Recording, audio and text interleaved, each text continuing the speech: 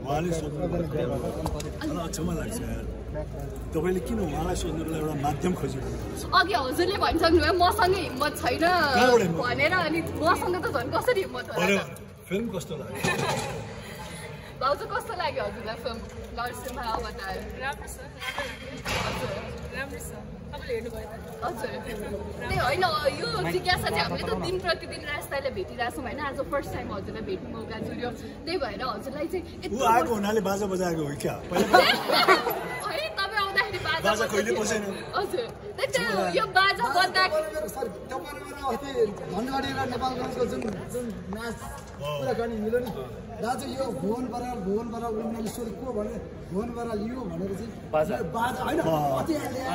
अनि दाजु मैले तिमीलाई हेपेँ मैले हिन्दी फिल्मको कहानी चाहिँ हो नि मलाई यो आदरणीयलाई मलाई कुर्दिएको अलिक ओके अनि बाजा पनि साथमा अनि भाउजू पनि साथमा हुँदा चाहिँ त्यो बिहेको मुमेन्ट चाहिँ कतिको याद आयो रिकल भयो उसको अगाडि त भन्नु नहुने फेरि बिहा गर्नु राउन्ड 2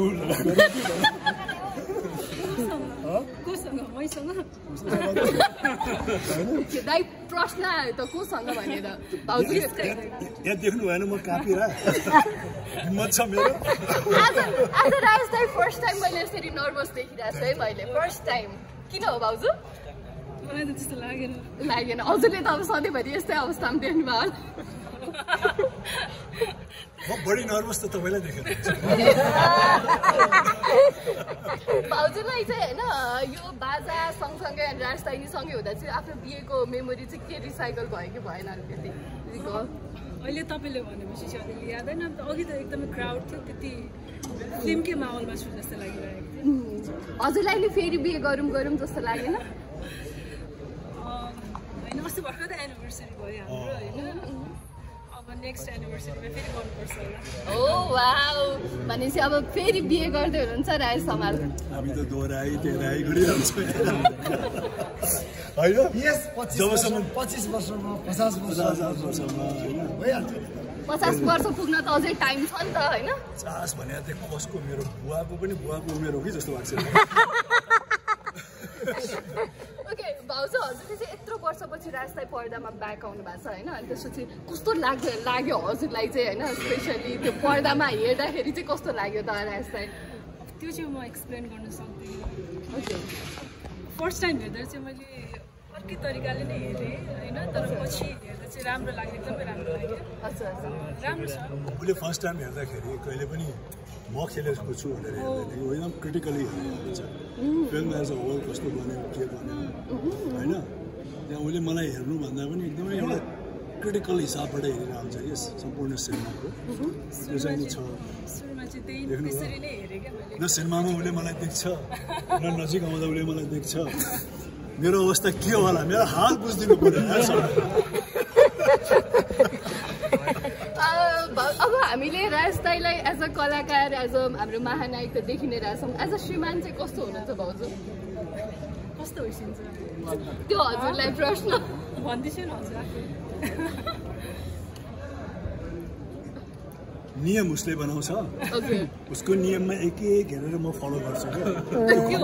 घरको संविधान अनुसार मेरो चालचलन भएको छ कि छैन सोध्दा घरमा झगडा पार्ने कुरा चाहिँ नगरौँ है फेरि राज समाल र भाउजूको घरमा झगडा हुन्छ राम्रो होइसिन्छ छैन भाउजू त बोल्न लजाउनु भएको कि नर्भस हुनु भएको आज कि यस्तै हुनुहुन्छ दुईटै हुनु भएको गर्मी पनि छ क्यामेरा अगाडि नर्भस भुवनजी एकचोटि राखिदिनुहोस्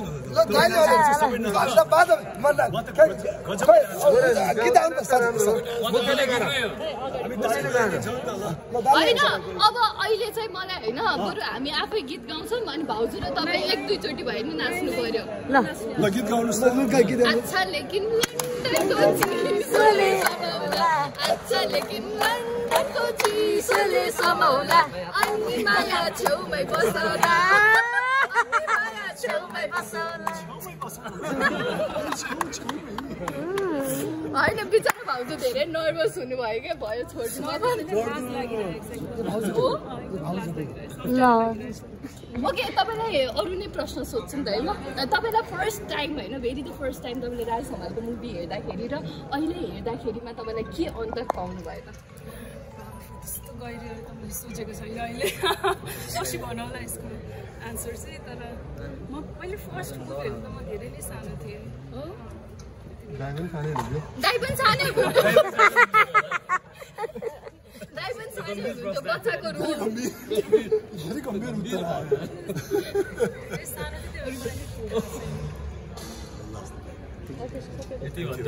राज दाईलाई के अरे भाउजूले दाई नै भन्नुहुन्छ अरे भनेर राज दाई भनेर सबले भन्दाखेरि राज दाईलाई भाउजूले साँच्चै दाई नै भन्नुहुन्छ अरे भन्ने हल्ला आइरहेको थियो नि भाउजू हजुरले के भन्नुहुन्छ के भनेर बोलाउनुहुन्छ राज दाईलाई दाई चाहिँ भन्दिनँ के भन्नुहुन्छ मेरो यति लामो समयसम्म विवाह किन नभएको थाहा छ हजुर किन दाइ किनकि म जहाँ पनि जान्थेँ नि पूर्व पश्चिम उत्तर दक्षिण जहाँ पनि जान्थेँ सम्बोधन गर्दाखेरि मेरो प्यारो दिदी बहिनी दाजुभाइ भन्थे सम्पूर्ण नेपालमा दिदी बहिनी दाजुभाइ भएपछि बिहा कसरी कति गाह्रो अनि एकजना फेला पारे जसले मलाई दाइ भन्यो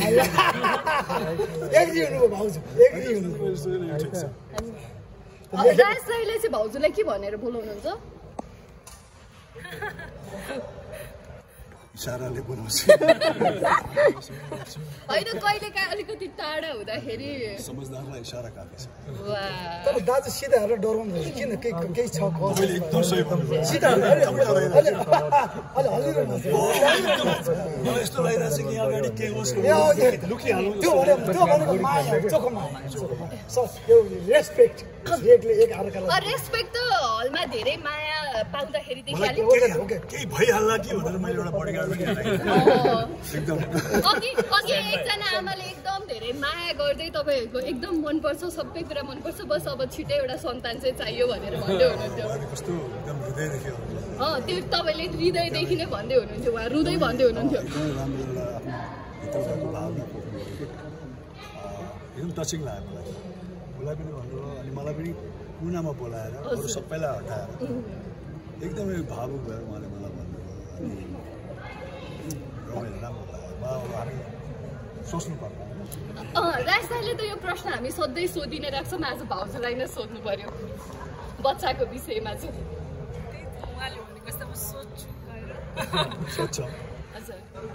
सोच्छौँ पनि अब सोचेर मात्रै त हुँदैन